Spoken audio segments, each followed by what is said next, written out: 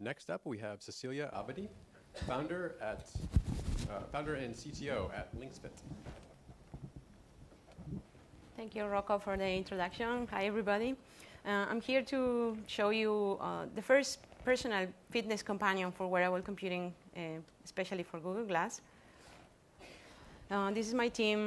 We're a distributed team, a very new startup, less than a year old. And we started with asking ourselves the question, how can we change and evolve fitness? And would it be great to have a personal companion, a virtual personal companion that would guide you on your way, on your path to health and fitness? And we started imagining a fitness companion that would be with you wherever you are, because that's the whole point of wearable computing. So I'm not going to show you augmented reality. It's more like we're augmenting the experience via sensors, via wearable computing, via visors, etc. So really what you have today is most people, the experience of working out is with a tablet sometimes, or whatever they remember, or they are using a cell phone or a tablet. That's the most common experience today you'll see even in a gym or at home.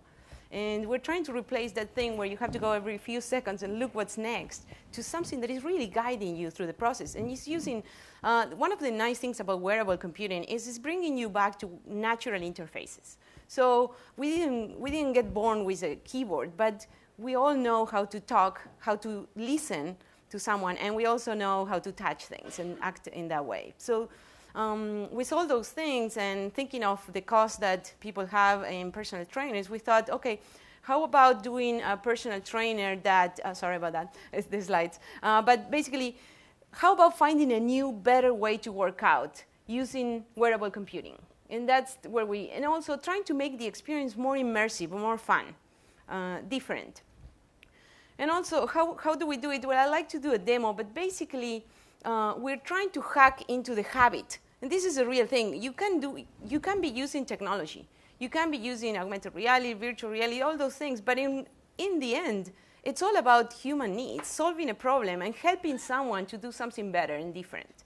That's where we're trying to hack that cycle of habit. And it's all about the cue, the routine, and the reward. That's a book that is very famous, The Power of Habit.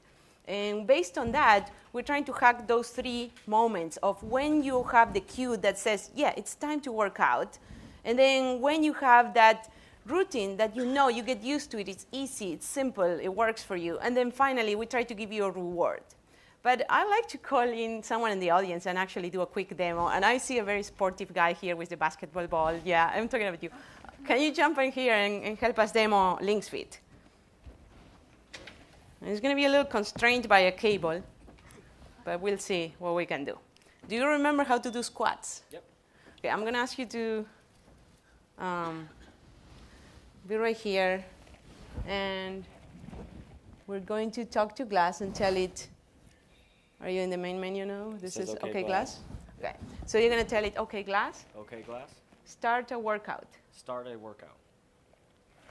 We got to be seeing what he's seeing, but. Do you see LynxFit. You see LynxFit loading? Hold on. Give me 1 second so we catch up with the audience. They can see it too. Julian? Help. Yeah, we'll do that in a second. I don't know. I'm not able to go to terminal. Open a new one. OK, there you go. And enter.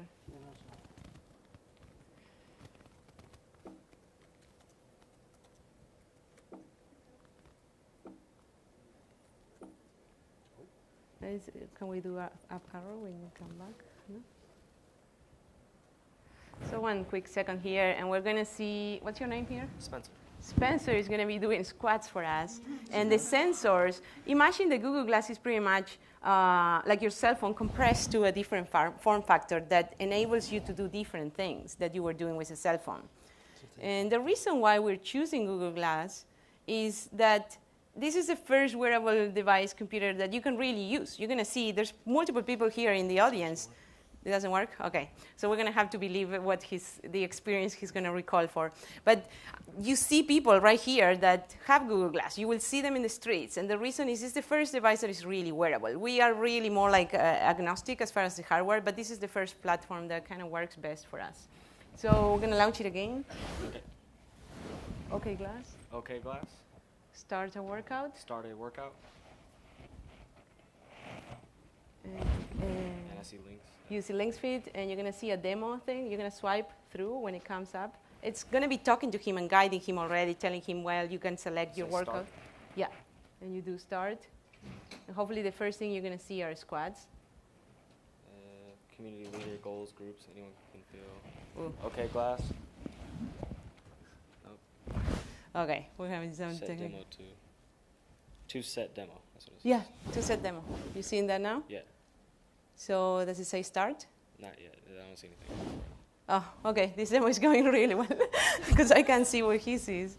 Maybe let me launch it for you. Please, please. Yeah.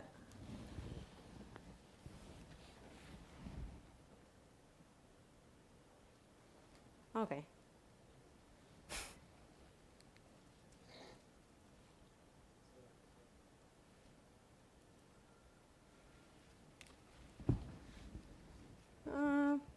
Technical difficulties. I don't see anything. We're going to have to take your word that you do the workout. Sorry about that. Basically, as he moves, all the sensors here are registering his workout. And it's mostly right now accelerometer based. But the thing is, this is where we're going with sports, especially personal sports, is that the environment, the computing system that you wear will know what you're doing, will be able to track. Now he's talking to me. Well, I don't know if you guys know, but Google had like a software upgrade recently that they upgrade to KitKat, and some of you are shaking your head because that didn't go so well. It's a big change. But the idea is, as you have all these sensors around you and your environment, the ones you're wearing, it enables a whole set of possibilities as far as like quantifying everything you're doing. And then because we quantify the experience, we're able to give you feedback of how well you did. And that's like our reward to tell you, hey, we give you pie, and I'll show you how we actually present that. So you schedule a workout, you subscribe to a certain type of workout that you like, and then in the end you get pie. We call it virtual pie, which is pace, intensity, and endurance. But in the end, it's kind of been studied that users want statistics. They want statistics like Christine showed when they are seeing another player. They also want statistics personally of what they're doing. So do they know if they're doing it better? And that's the whole point of being rewarded, sharing with your friends. Hey, I did this workout. This is how well or how bad I suck. And then I'm getting better. I'm improving my workouts. I'm going to do a last attempt because it is working now. And after that, we'll just wrap up.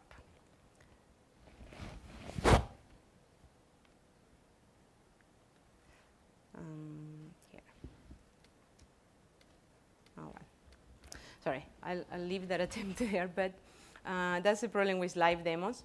So we are trying to evolve fitness in that way using wearable computing, using sensors, and augmenting the experience. Is not per se augmented reality, but it's what you're going to see a lot in the future is that health devices, you know, the iOS smartwatch is coming, you know, all these fitness trackers are kind of converging into the smartwatch, and all those changes are going to be reflected in the applications that we can develop.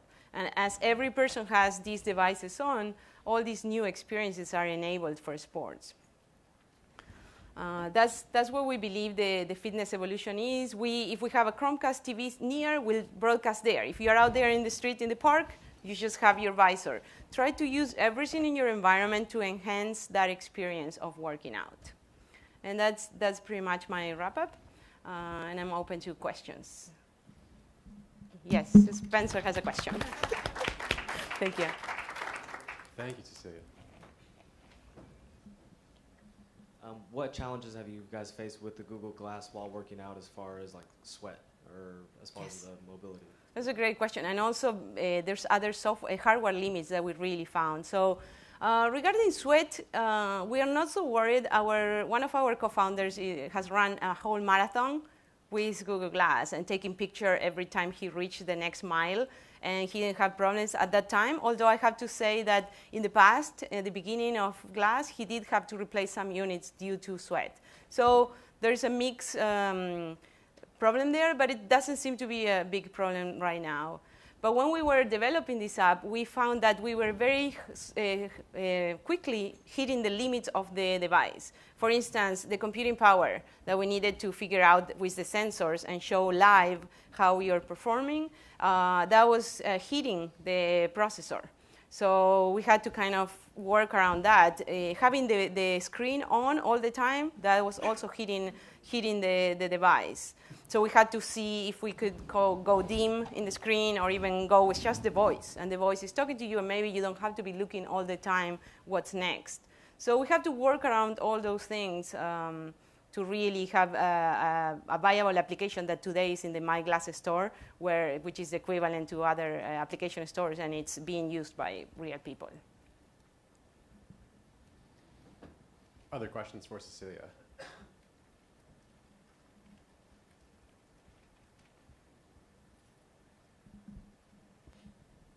Most workouts are usually an hour and a half, 2 hours long, so will Google Glass die by then?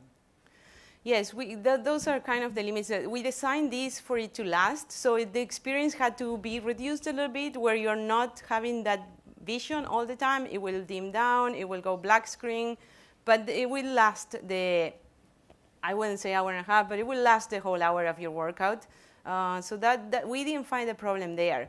There's other workouts. We try to do like videos that are more like Les Mills, and we were trying to partner with them. And the thing we found is that when you have a whole thing with music and video and you have to permanently be looking at that, well, that's maybe not possible right now. So our users are asking desperately, they want yoga on glass. And that's a little challenging. We can do a short video, but yoga is more like a fluid kind of workout.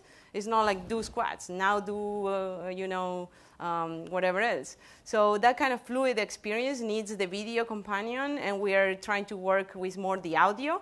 So you know that there's a whole new wave of technology and wearables that are called hearables. So there's a lot you can do with just the voice. You can do a lot with just the person talking to it and listening to it, to a device. So we're working around those limits by kind of cutting some corners and modifying the experience slightly. We have time for one more question back here.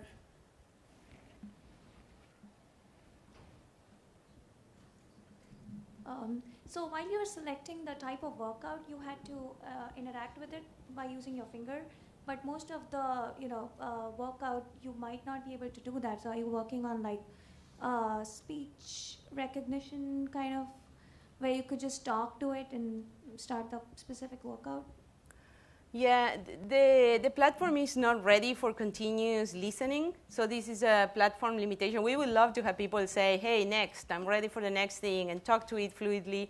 I don't see Google Glass ready to have that kind of fluid conversation at this point. So you have no way as a developer to tell it to be continuously listening. And what Google has done is in the OK Glass screen, they have a series of commands like our start a workout.